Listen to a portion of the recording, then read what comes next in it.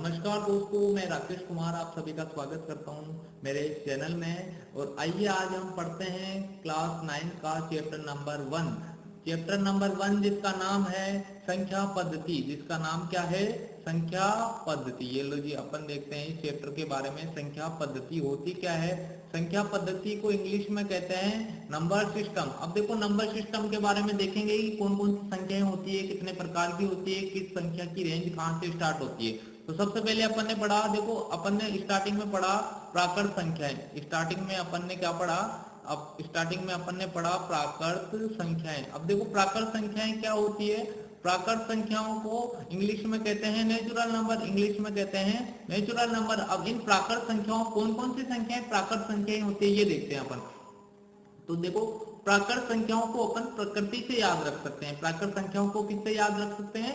प्रकृति से याद रख सकते हैं। अब देखो, प्रकृति में क्या होता है? प्रकृति में होते हैं नदी नाले, तालाब, पेड़ पौधे, जंगल और पशु पक्षी, यही होते हैं। अब ऐसे तो कभी भी नहीं बोलते कि वहां जीरो नदी है, जीरो तालाब है, जीरो पेड़ है या जीरो पक्षी है।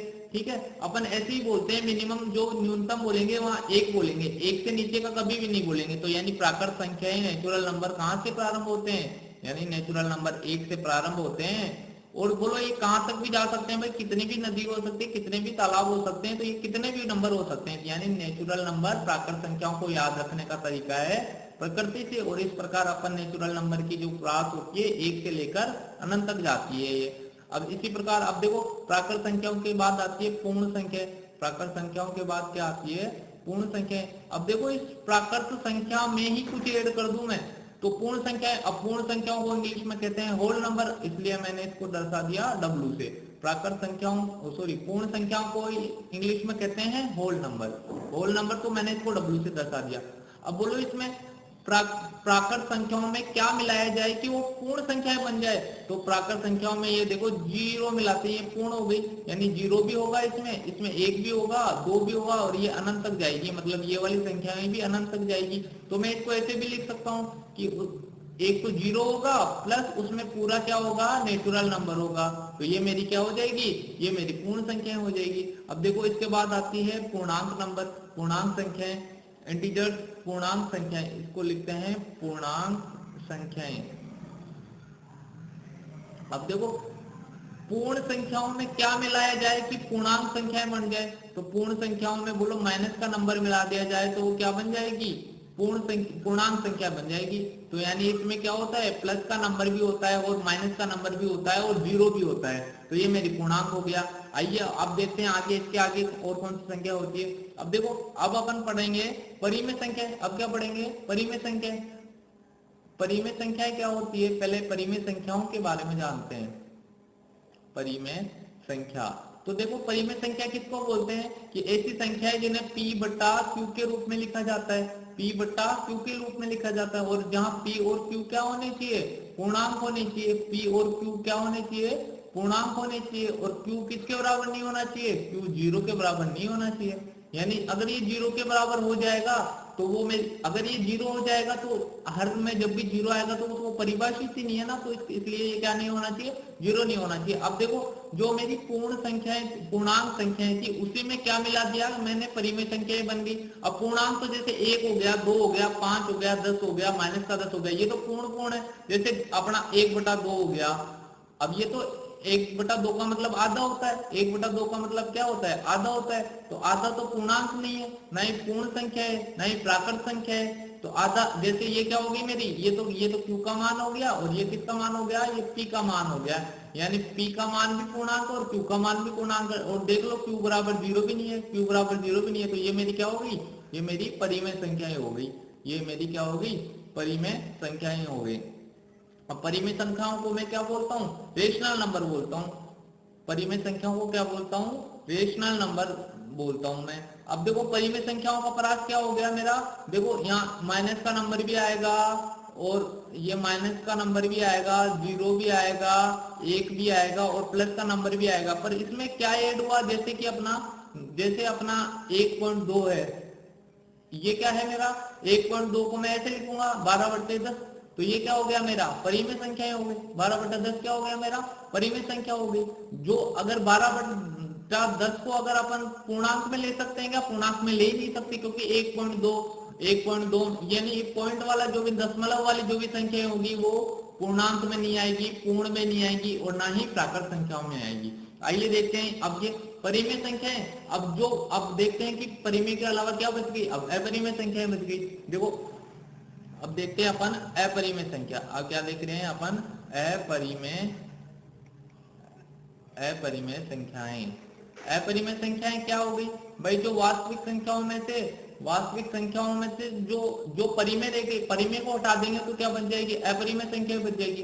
जैसे कि मेरा रूट का नंबर है ये 13, ये क्या होगा? मेरा अपरिमेय संख्या हो गई। जैसे कि पाई हो गया मेरा, ये क्या हो गई? अपरिमेय संख्या होगी। जैसे कि ये 14 मेरा हो गया, ये अपरिमेय संख्या। अगर रूट के अंदर कोई भी अपूर्ण जिसका पूर्णांक संख्या नहीं है, जैसे कि अगर मैं रूट के अंदर 64 लिख देता हूं तो 64 तो एक क्या है? पूर्णांक संख्या है, पूर्ण वर्ग, सॉरी क्या है ये? पूर्ण वर्ग संख्या है। और पूर्ण वर्ग संख्या होगी तो ये तो मेरी क्या हो जाएगी?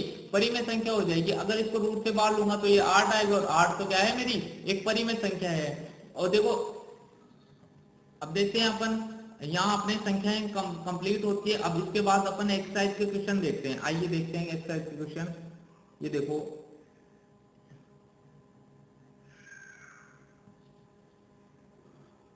ये मैं एक बार इसको इरेज कर देता हूँ। ये लो जी, मैंने इसको इरेज कर दिया एक बार। ये लो। अब देखो क्वेश्चन नंबर 1 क्या बोल रहा है? क्या शून्य एक परिमेय संख्या है? अब देखो शून्य क्या है? शून्य तो एक तो मेरा पूर्णांक है, शून्य मेरा पूर्णांक है। पूर्ण संख्या भी है मेरा, कौन सी संख्या भी है? पूर्णांक भी है, पूर्ण भी है और परिमेय भी है। परिमेय क्यों है? क्योंकि जीरो के बट्टे में अपन 1 लिख सकते हैं, यानी ये पी का मान हो गया और ये 1 किसका मान हो गया? क्यू का मान हो गया। अब देखो क्यू का मान 0 नहीं होना चाहिए, उसने ऐसे थोड़ी बोला था कि पी का मान 0 नहीं होना चाहिए। क्यू के मान के लिए कहा था पी तो देखो 0 एक पूर्णांक है, पूर्णांक भी है और पूर्ण संख्या भी है, ठीक है। तो क्या है ये? क्या शून्य एक परिमेय संख्या है? इसे पी बटे क्यू में लिख सकते हैं, हाँ, जहां पी और क्यू पूर्णांक है। हाँ, तो इसे हम लिखेंगे। क्वेश्चन नंबर 1 का आंसर क्या होगा? हाँ, 0 0 1 परिमेय संख्या, परिमेय संख्या है। क्यों है? इसका रीजन मैंने आपको बता दिया कि परिमेय संख्या क्यों है, क्योंकि इसको देखो संख्या है और इससे क्या लिखते हैं अपन? 0/1 लिख सकते हैं। 0/1 का मतलब 0 ही होता है। यहाँ p भी पूर्णांक है और q भी क्या है? मेरा पूर्णांक। और देख लो q बराबर 0 भी नहीं हो रहा, तो इसलिए क्या है मेरी? ये एक परिमेय संख्या है। तो आइए आप क्वेश्चन नंबर 2 देखते हैं। 3 और 4 के बीच में 6 परिमेय संख्या ज्ञात करनी कीजिए। देखो अब दो संख्याएं देगा और उनके बीच में क्या ज्ञात करनी है मेरे को? परिमेय संख्या ज्ञात करनी है। दो संख्याओं के बीच में क्या ज्ञात करनी है मेरे को? परिमेय संख्या ज्ञात करनी है। तो आइए देखते हैं दो संख्याओं के बीच में परिमेय संख्या कैसे ज्ञात करते हैं। जैसे मेरे को ये क्वेश्चन दिया है 3 और 4 के बीच में 6 परिमेय संख्या है। ये देखो 3 और 4 के बीच में 6 इनके बीच में आनी चाहिए। जो भी नंबर आएगा वो इनके बीच में आना चाहिए। तो अब देखो परिमेय संख्या है तो 6 परिमेय संख्या ज्ञात करनी है। तो 6 प्लस क्या करो? 1 करो। 6 प्लस 1 करेंगे तो कितना हो जाएगा? 7 हो जाएगा। अब देखो अब क्या करना है? 7 3 को 7, अब इसको 3 के बट्टे में 1 लिख सकते हैं क्या? मैं 3 के बट्टे में 1 लिख सकता हूँ क्योंकि ये परिमेय नंबर है और परिमेय यहाँ ये पूर्णांक है दोनों ही, तो 1 लिखने से कोई फर्क भी नहीं पड़ेगा क्योंकि 3 में 1 का भाग देते हैं तो क्या आता है? 3 ही आता है। तो देखो इसको 7 से ऊपर गुणा किया और 7 से क्या किया? इसको नीचे गुणा किया। तो देखो ये कितना हो गया? 7 से 21 और 7। अब देखो 21 में 7 का भाग देंगे तो भी 3 ही आएगा। तो अब देखो अब इसके बीच वाले नंबर लेना है तो एक आगे का नंबर हो गया 22/7, 23/7, 24/7। बस कुछ नहीं करना, जो बोला है उसमें 1 जोड़ना है और उसका अंश बटा हर में भाग गुणा कर देना है। अंश से भी गुणा करना है उसी नंबर को और हर में भी गुणा करना है। देखो 25/7, 26/7 और 27/7। अब बताओ 28/7 भी आएगा क्या? 28/7 नहीं आएगा। 28/7 का मतलब क्या हो जाएगा? 4 हो जाएगा। अब उसने बोला है 3 और 4 के बीच में। अब देखो 6 संख्याएं हो गई क्या? 1 2 3 4 5 और 6 संख्याएं कंप्लीट हो गई। तो इसलिए उसने इनके बीच में ही पूछा है तो बीच की 6 संख्याएं कंप्लीट हो गई। आइए क्वेश्चन नंबर देखते हैं 3। क्वेश्चन नंबर 3 देखते हैं। पहले इसको इरेज कर लेते हैं एक बार। उसके बाद क्वेश्चन नंबर 3 देखते हैं अपन। अब देखो क्वेश्चन नंबर 3 देखते हैं। अब क्वेश्चन नंबर 3 क्या कह रहा है, इसको पढ़ते हैं क्वेश्चन नंबर 3 को पहले, कि 3/5 और 4/5 के बीच में 5 परिमेय संख्याएं ज्ञात करो। ये देखो वही अपन को कुछ नहीं करना, वही 3/5। अब देखो लास्ट वाला ध्यान रखो तो भी, नहीं देखो तो भी कोई दिक्कत नहीं है भाई। 3/5 के बीच में 3/5 और 4/5, ये लो 4/5 में इधर लिख लेता हूँ, 4/5 इनके बीच में होना चाहिए, जो भी नंबर होना चाहिए। कितनी संख्या ज्ञात करनी है, 5 ज्ञात करनी है। तो बोलो क्या करें, पहले सर कुछ नहीं करना, 5 में क्या जोड़ो, 1 जोड़ो, तो कितना हो जाएगा, 6 हो जाएगा। अब 6 आ गया तो बस 6 से क्या करो, 6 से ऊपर गुणा कर दो और 6 से ही क्या कर दो, नीचे गुणा कर दो।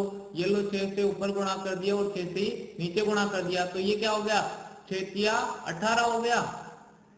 ये 6 × 18 हो गया और 6 × 5 = 30 हो गया। अब देखो इसको करने की जरूरत नहीं है, इसको आप इसको को भी कर सकते हो पर इसको करने की जरूरत नहीं है। देखो अब 18/30 क्या, 18 क्या आ गया, 19, 19/30 ये एक परिमेय संख्या होगी। दूसरी क्या होगी, 20/30 ये दूसरी परिमेय संख्या होगी। तीसरी क्या होगी, 21/30 ये तीसरी परिमेय संख्या होगी। चौथी क्या होगी, 22/30 ये क्या होगी, चौथी परिमेय संख्या होगी। और पांचवी क्या होगी, 23/30 ये क्या होगी, मेरी पांचवी परिमेय संख्या। और अगर छठी लिखेंगे तो क्या होगा, देखो इसको अगर 6 से गुणा कर दोगे तो 24/30 होगा और इसके आगे वाला नंबर 24/30 ही आएगा, पर इनके बीच वाला नंबर लेना है मेरे को। तो इसके और इसके बीच वाला, देखो इसको अगर मैं 6 से गुणा कर दूंगा तो क्या आएगा, 6 से मैं गुणा करूँ इसको तो आएगा मेरा, ये आएगा 6 चौक 24 और 30, इन दोनों के बीच का नंबर लेना है मेरे को। तो इसलिए ये क्या हो जाएगा, ये सब संख्याएं क्या होगी, इन दोनों के बीच के नंबर है। तो आइए अब देखते हैं इसी प्रकार अपना क्वेश्चन देखते हैं, क्वेश्चन नंबर 4। क्वेश्चन नंबर 4 में क्या कह रहा है, पहले इसको अपन इरेज कर लेते हैं एक बार। क्वेश्चन नंबर 4 देखने से पहले इसको क्या करते हैं, इरेज करते हैं। ये लो जी मैंने इसको इरेज किया।